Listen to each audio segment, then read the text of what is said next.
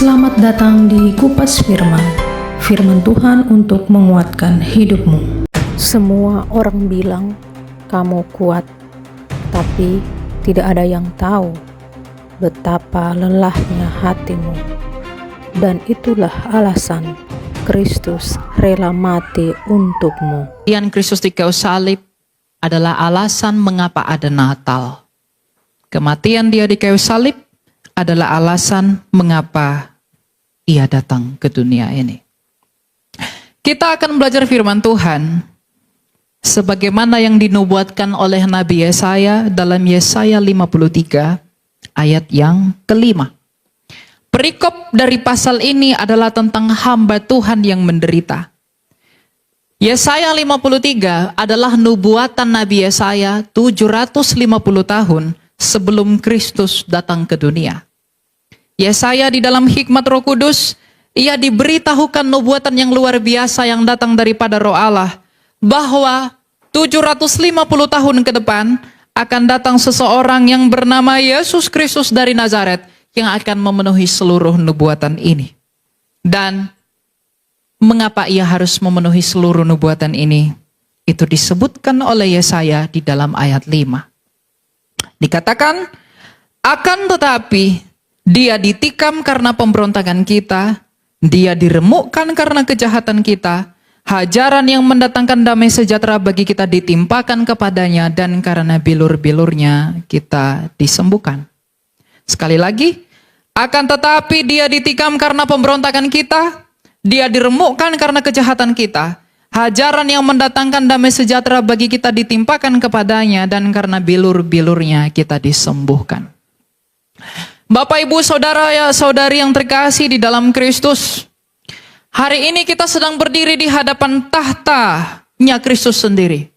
Kalau Kristus sendiri mengakui bahwa Ia adalah Raja penguasa alam semesta, sebagaimana Ia yang memaksudkan kepada rasul-rasulnya, maka Ia bukanlah Raja yang ketika datang ke dunia ini bertahta di atas tahta, sebagaimana para kaisar Romawi dan raja-raja Yunani telah berdiri. Tetapi Ia sendiri telah duduk di suatu tempat yang dianggap sebagai kutukan, yaitu salib. Dalam Galatia 3:13, Rasul Paulus mengatakan, sebab ada tertulis, terkutuklah orang yang tergantung pada kayu salib.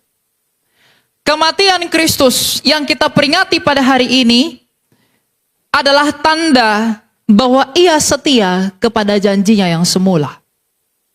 Kedatangannya ke dunia ini bukan tanpa maksud, tapi kedatangannya ke dunia ini adalah dengan maksud membebaskan kita dari apa yang kita sendiri tidak dapat membebaskan diri kita. Hari ini, kita sedang memperingati bahwa Yesus Kristus itu sedang diarak-arak menuju Golgota. Dia sedang diiring-iring oleh seruan-seruan yang berbunyi, salibkan Dia, salibkan Dia. Minggu lalu kita telah berbicara tentang Minggu Palma. Orang-orang yang sama juga berseru, Hosana bagi anak Daud. Tapi sekarang mereka mengganti seruan mereka dengan berseru, salibkan Dia, salibkan Dia. Sebelum Ia disalibkan malamnya di Bukit Getsemani, Yesus Kristus mengatakan apa? Ia berdoa kepada Bapanya, ya Bapa, sekiranya cawan ini berlalu daripadaku, tapi bukan kehendakku, tapi biarlah kehendak-Mu yang terjadi. Ini artinya bahwa Kristus menyerahkan dirinya secara penuh di dalam ketaatannya kepada Bapanya untuk melakukan apa yang Bapanya kehendaki agar Ia lakukan sebagai firman yang hidup itu. Kristus datang ke dunia ini bukan tanpa maksud. Ia tergantung di kayu salib. Ia merasakan kematian di kayu salib. Di mana dari kayu salib itu kita beroleh hidup.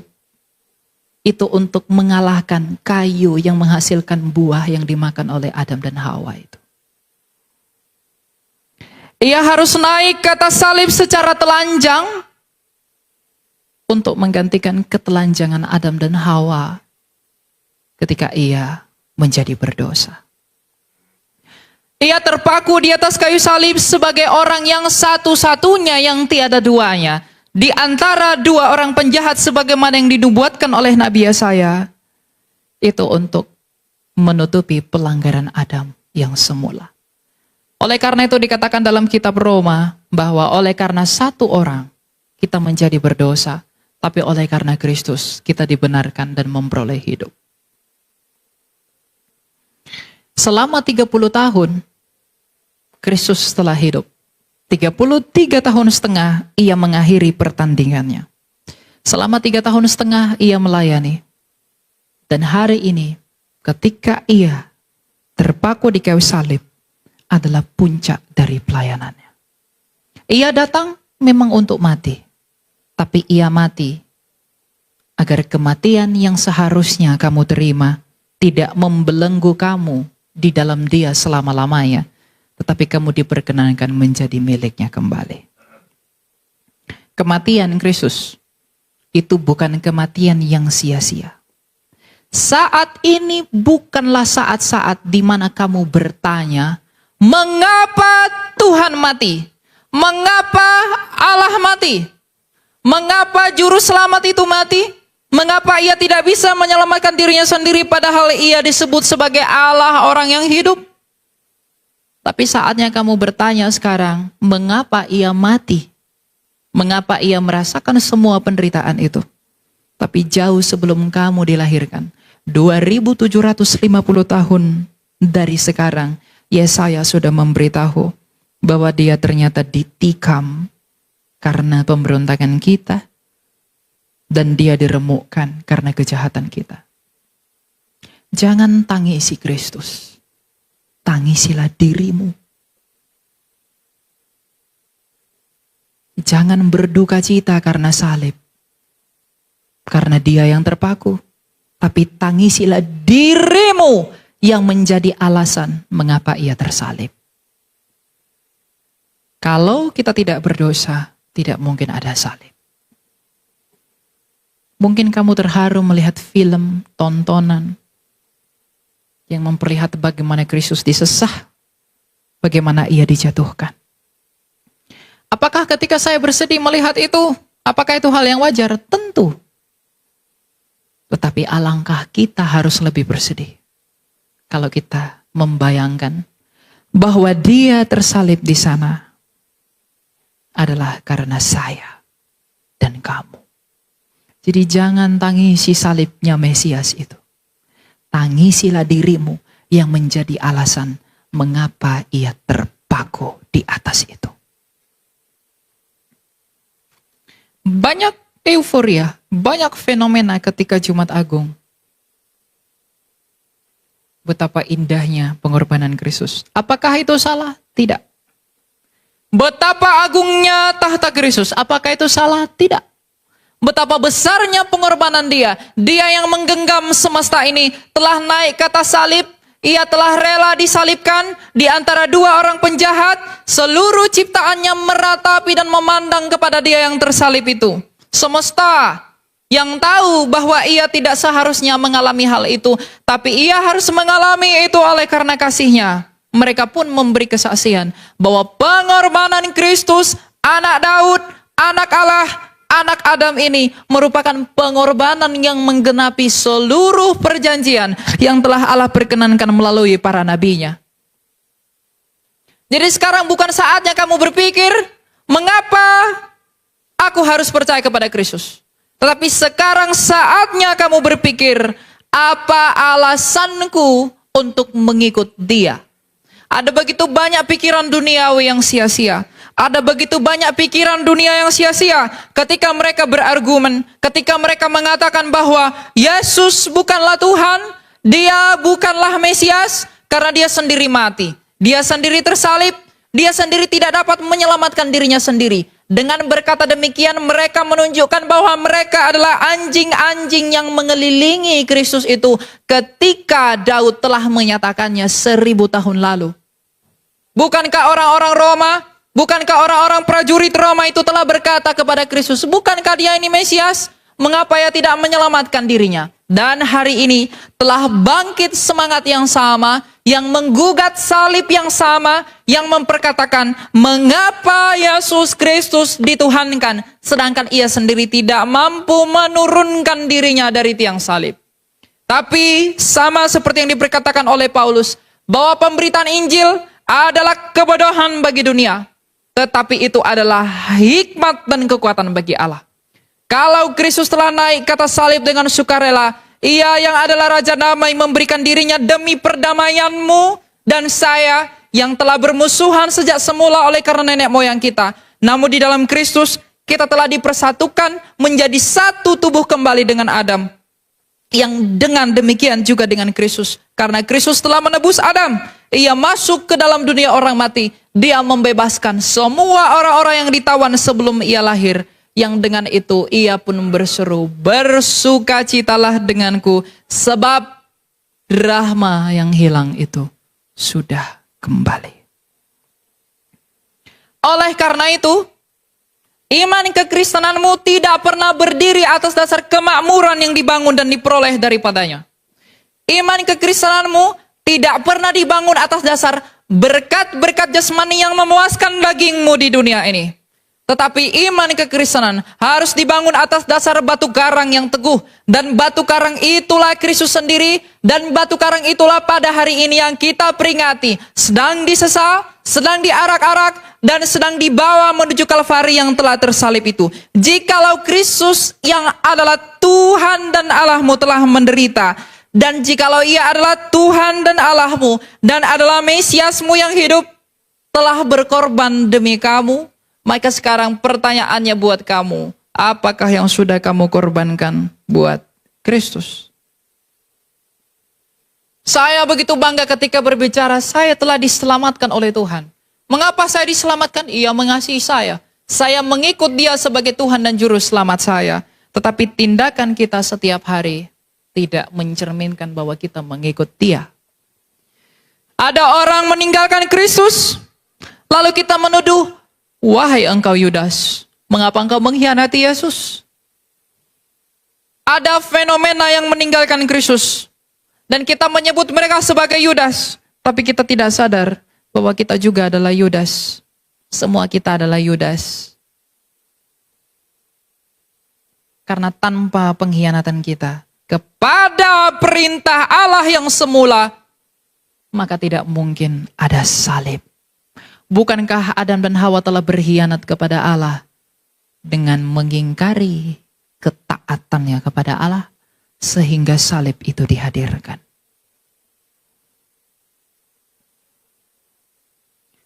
Perpindahan iman dari Kristen kepada iman yang lain itu adalah hal yang salah. Tetapi alangkah lebih salah kalau lampinmu, pakaianmu ada salibnya, tapi ideologi, pikiran, maksud hati, motivasimu tidak lagi seturut dengan keinginan Kristus. Renungkanlah hal ini. Kematiannya hari ini bukan oleh karena kesalahannya. Ia telah berkata kepada orang Farisi, apakah engkau bisa membuktikan bahwa aku orang berdosa? Bahkan pengadilan Roma pun mengatakan, aku tak menemukan kesalahan apapun pada orang ini. Tapi ia harus tetap mati. Dengan alasan apakah itu? Kalau bukan oleh karena saya dan kamu. Kalau kita tahu betapa besarnya pengorbanan dia sekarang sedang dianiaya menuju salib yang menjadi tempat perhentiannya sebagai bentuk puncak dari pelayanannya dan bentuk ketaatannya kepada Bapaknya. Kalau kita mengerti pengorbanannya yang luar biasa kepada kita, maka kita sebagai orang yang mengaku mengikut dia, apakah pengorbanan kita buat dia? Apakah pengorbanan saya untuk dia? Bahkan pengabdianmu selama hidupmu, itu tak sebanding dengan satu tetes darahnya yang kudus itu. Kalau itu pun tidak sebanding, lalu bagaimanakah dengan aku? Lalu bagaimanakah dengan kamu? yang tidak rela berkorban demi Kristus. Pengorbanan Kristus ini menjadi perenungan bagi kita semua. Mungkinkah kita termasuk orang yang dipersatukan dengan keselamatan itu, kalau kita sendiri tidak hidup di dalam keselamatan itu? Terlalu mudah mengatakan aku orang diselamatkan. Terlalu mudah menangis membayangkan salib Kristus. Terlalu mudah untuk menangis karena mengingat dosa-dosa kita. Tapi apakah mudah bagi saya dan kamu untuk merelakan hati demi pertobatan untuk kerajaan Allah? Apakah engkau rela meninggalkan pikiranmu yang sia-sia? Apakah engkau rela meninggalkan pasanganmu yang tidak tunduk kepada Kristus? Apakah engkau rela meninggalkan segala hartamu yang oleh karenanya kamu menjauh daripada Kristus? Apakah kamu rela membuang hatimu, motivasimu yang kotor ketika engkau melayani? Apakah engkau rela membuang kebiasaan burukmu? Apakah engkau rela membuang pikiranmu yang tak berguna? Kalau kamu belum rela, maka kerelaan Kristus di atas kayu salib tidak bermanfaat apa-apa untukmu. Karena ada tertulis, iman tanpa perbuatan adalah mati. Kalau saya sungguh-sungguh beriman, saya sungguh-sungguh membuktikan bahwa saya memang benar-benar diam di dalam Kristus itu, maka saya akan berbuah sebagaimana buah-buahnya Kristus. Oleh karena itu telah disebutkan dalam kitab suci, barang siapa yang makan tubuhku dan minum darahku, aku akan di dalam dia dan dia di dalam aku. Bahkan Kristus yang sama pernah bersabda, bukankah kamu adalah garam dan terang dunia? Bahkan dia sendiri mengaku bahwa akulah terang dunia. Terangnya kamu bukan dari dirimu sendiri, tapi haruslah terang dari kemuliaan Kristusmu itu. Jadi kalau kamu belum rela meninggalkan apa yang tidak diperkenankan oleh Allahmu, jangan menangis hari ini. Kalau kamu belum rela meninggalkan apa yang tidak sesuai dengan firman Allahmu yang kamu sebut sebagai Mesiasmu, jangan menangis hari ini. Tetapi kalau kamu mau merelakan dirimu, menangislah. Karena Kristus telah merelakan dirinya hari ini dengan berkata, sudah selesai. Kristus sebagai manusia, apakah ia tidak mengalami kelemahan seperti kita? Ia sangat lemah. Penulis surat Ibrani mengatakan bahwa ia bukanlah imam yang tidak turut merasakan kelemahan-kelemahan kita, tapi ia juga sama seperti kita. Bahkan sebelum ia tersalib, ia mengatakan, hatiku susah sekali, rasanya seperti mau mati. Dan bahkan ia berdoa kepada Bapaknya, ya Bapa, jikalau sekiranya cawan ini berlalu daripadaku. Meskipun ia di dalam ketakutan sebelum penyalipan itu, kodratnya yang jasmani itu ketakutan ketika ia mau disalibkan, tapi batinnya ia memilih tunduk kepada Bapaknya. Ini adalah pemikiran yang harus digunakan oleh semua orang yang mengaku mengikut dia. Daging ini memang lemah, tapi roh ini adalah penurut. Bagaimanakah pertandingan saya melawan daging saya? Bagaimanakah pertandingan saya melawan semua yang kotor di dalam hidup saya? Keinginan-keinginan lahiriah saya begitu banyak. Tapi apakah saya menundukkan keinginan lahiriah itu demi keinginan-keinginan roh yang ada di dalam saya, yang diperkenankan oleh Tuhan saya? Kalau belum, mengapa engkau dan saya menyebut dirimu Kristen? Ia telah mati hari ini. Sekali lagi saya katakan, jangan tangisi Tuhan. Tangisilah dirimu yang menjadi alasan mengapa ia terpaku. Apakah yang sudah kita perbuat bagi Kristus demi suatu pertanggungjawaban yang baik di hadapan tahta pengadilan Kristus kelak? Kita tidak bisa membayangkan betapa sakitnya yang ia rasakan itu. Kita tidak bisa membayangkan betapa dalamnya pengorbanan dia itu. Tapi apakah kita juga tidak bisa membayangkan atau bahkan menguji dirimu, Apakah yang sudah kukorbankan demi Engkau ya Mesiasku yang menghidupkanku? Hidup kekristenan itu adalah hidup yang berdasar dari iman yang sejati di dalam paham yang benar tentang apa yang dilakukan oleh Kristus bagi manusia. Dan itu direfleksikan melalui hidupnya para rasulnya. Lihatlah Petrus, lihatlah Paulus, lihatlah Andreas, lihatlah Bartolomeus, lihatlah Yakobus saudara Kristus. Apakah yang mereka lakukan? Apakah yang mereka perbuat di dalam perenungan mereka akan kematian Kristus hari ini? Apakah yang terlahir dari dalam hati mereka? Di dalam bayangan, di dalam perenungan akan apa yang telah Kristus selesaikan pada hari ini? Mereka pergi, tidak memusingkan hidupnya, tidak memusingkan dirinya demi pengagungannya kepada nama Kristus dengan melakukan kehendak Kristus, yaitu pemberitaan Injilnya yang mulia. Karena mereka tahu, sekalipun saya mengabdi selama hidup saya, tak sebanding dengan dia yang terpaku itu, yang bukan karena kesalahannya. Jadi anak-anak muda, jangan pikir kalau saya dan kamu tidak menyalibkan Kristus lagi melalui pikiranmu yang tidak berguna.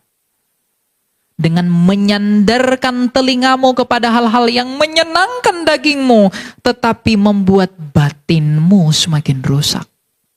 Saya menangis karena Kristus Tuhan telah mati menderita demi saya. Tapi apakah buah dari tangisanmu itu? Semua orang bisa menangis. Tapi apakah buah tangisan itu? Apakah arti tangisan itu? Bukankah Yudas juga menangis? Tapi apakah buah tangisan Yudas? Bukankah Petrus juga menangis? Tapi apakah buah tangisan Petrus? Semua orang bisa melakukan hal yang sama, tindakan yang serupa, tapi berbeda motivasinya. Sama seperti Kristus pun tersalib. Dua orang penjahat di sebelahnya juga tersalib. Tapi yang di tengah-tengah itu tersalib dengan maksud pengorbanan kepada manusia. Tapi yang duanya telah tersalib karena kejahatan dirinya sendiri. Tidak ada yang lebih besar daripada berita tentang penyaliban Kristus. Tetapi di dalam hal yang sama, yang membuat berita penyaliban itu begitu agung dan teramat agung, itu karena ada hidup yang ada di dalam salib itu. Adam dan Hawa telah makan buah yang lahir dari pohon pengetahuan itu.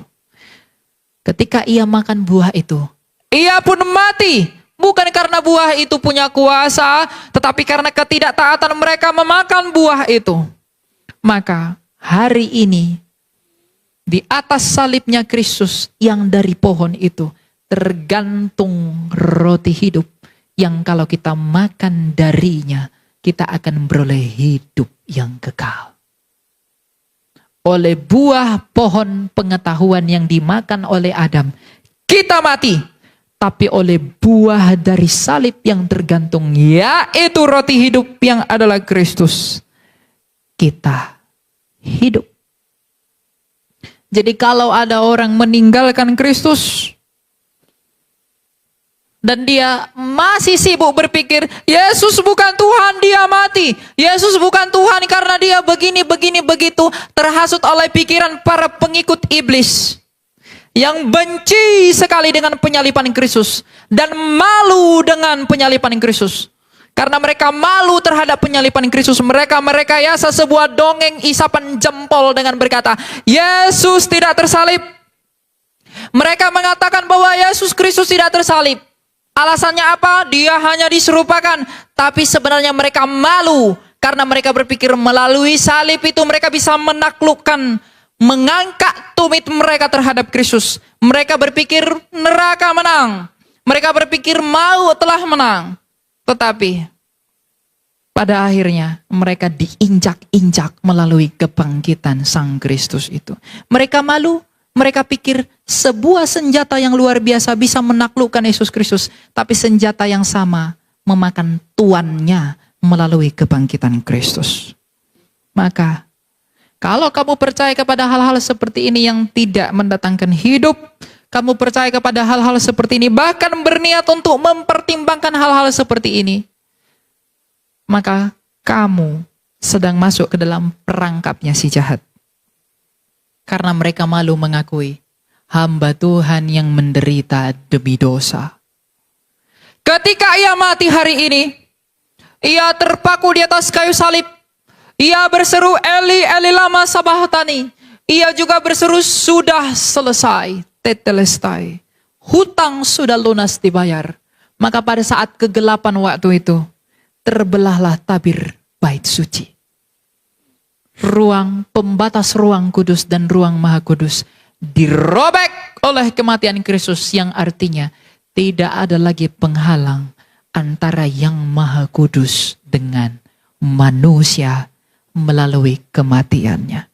Jadi kalau jiwamu itu ingin bertemu Allah, kalau jiwamu itu ingin bertemu dengan kekudusan, kalau jiwamu itu ingin dipersatukan dan memperoleh hidup sebagaimana dari yang datang dari Allah yang hidup, maka kamu seharusnya datang kepada Kristus yang telah memisahkan, yang telah menunjukkan bahwa Ia adalah Tuhan yang berkuasa untuk mempersatukan yang maha kudus dengan kita orang berdosa ini. Karena kekudusannya lah yang mengaliri kita semua agar kita menjadi kudus. Yang dengan demikian oleh iman kita kepada Dia, kita beroleh pembenaran dan pengudusan.